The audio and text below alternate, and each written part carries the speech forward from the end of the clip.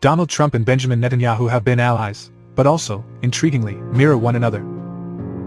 That's not only because both see strength as their go-to asset, or at least the con that the political base seems most likely to buy. Each claims to be his nation's singular guardian against catastrophe. Each turns shamelessness into charisma.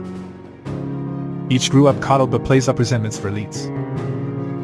Each cultivates, in effect, dictators like Vladimir Putin and Viktor Orban and scoffs at Western Europe.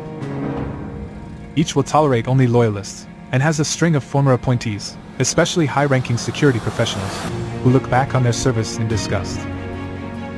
Each brags promiscuously, condemns fake news, and has a sycophantic, tweeting son.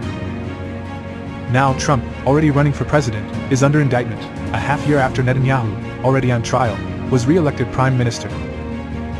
Trump will deny learning from anyone, but if Israel, at times, seems like America in microcosm, then Netanyahu's playbook might well provide some coaching. The crisis confronting Israel's democracy, prompted by Netanyahu's assault on the judiciary, is cautionary for the United States, moreover. One hopes that the mass response to that assault is instructive too.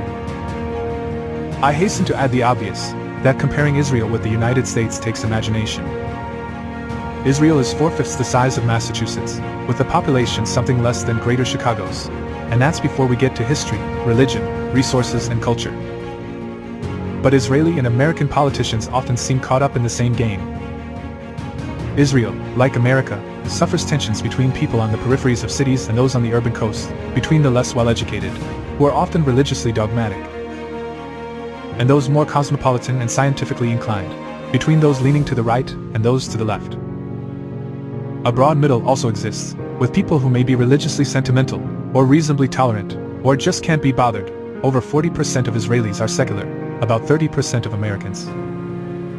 Israel's inequalities are generated by a globalized, technological and entrepreneurial economy.